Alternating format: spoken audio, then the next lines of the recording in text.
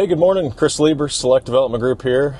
Heading out to a job site, and while we're driving here, I just wanted to talk to you a little bit about one of the biggest problems we're facing in the industry today, and wanted to talk a little bit about underbuilding and overbuilding with you guys today.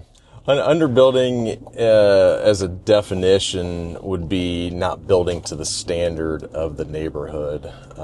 Maybe your price per square foot is significantly less than what the other homes around are going for. So you may not be looking to sell the home now, but say in the future you go to sell the home, and you might win on price, but you're gonna the home standard is not going to be up to what the rest of the neighborhood is. They may skimp out on say impact windows, and might do a lower grade window. You might do a lower grade cabinet. Say this is a nice custom home, and you opt for a lower grade cabinet. We don't do all the lighting control systems that a discerning buyer in this market may want. You're not going to get what you put in it. You're not going to get the value out of it, get the price that some of the other homes in the community may command. Overbuilding would be the kind of the inverse of that. You're in a $1 million neighborhood, and you're going to want to put up a $3.5 million house. Maybe it's a neighborhood of 2,500 square foot homes, and you want to go build a 4,000 square foot home, and you want to put in a $200,000 kitchen, or fancy lighting control and technology, and maybe an outdoor kitchen that costs you $100,000 when you should be spending maybe 10 to 20 on an outdoor kitchen. So basically just over improving the home for what the neighborhood can support. You're never going to get that money back out of it. So again, you might have the best house in the neighborhood, which people think's a good thing, but in reality, it's going to hurt you at the end of the day because you're outpricing yourself for the neighborhood you're in.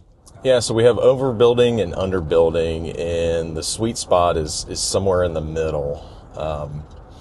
And again, it's going to be driven by the neighborhood. It's going to be driven by the data. Where we're different is a lot of builders will have a template, and no matter where they're at, as far as location goes, they're going to build to that template, that specification, and not really look at the data. That's going to tell them, what square footage they need to build at, and what features and functions that a house needs to have. If you're over or under, you're gonna stick out in the market, and people may visit the house and do a walk around. They're looking at the land and not really the features and functions of the house. You may get lowball offers. So those are some of the negatives that may come along with under overbuilding. Here's a good one. Over in a neighborhood in Bonita, we took over a build for a client, and the previous builder come in with a lowball budget just to get the project, and obviously they couldn't perform because they were going to put builder grade everything in this house. And when we got involved in the project, we took our client through a step-by-step process and said, here's where our budget is and why, we need to upgrade some of these things to stay consistent with the neighborhood. Because he had previously told us that, he may move into the house and stay a while, or he may sell it. So, in my mind, we're looking after his investment and, guiding him and making the best decisions, to move forward. And ultimately, at the end of the day, we came up with a plan that worked for him and us, and he got the home he wanted, and it's consistent with the other homes in the neighborhood, so he shouldn't have a problem, cashing out once the day comes.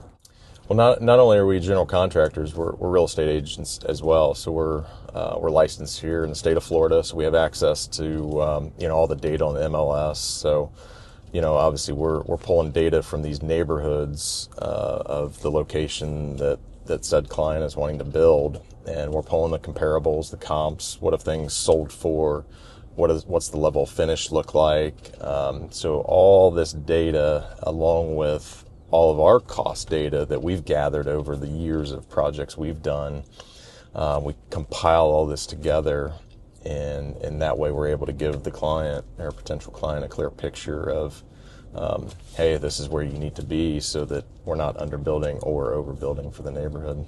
Yeah, it's Select Development Group. How we start working with clients. Number one, get us involved early up front. Sometimes we're coming in when the designer's already involved. So that's step number one, is get us involved as early as possible in the process so that we can kind of be guiding the design team and the client. It's mainly based on price per square foot. We're 4,000 square foot house sells for 3 to 5 million. What is that square foot price that we need to kind of target? And we can build at 800 a square foot, which is a different finish level than, say, a beach house we're building right now that's at 23 to 2,600 a square foot. Yeah, so if you're looking to build a new custom home here in Naples, give us a call here at Select Development Group. I'd love to have a conversation with you about avoiding the pitfalls of underbuilding and overbuilding. And we'd just love to sit down with you and again, start the conversation of how we can help you navigate this process.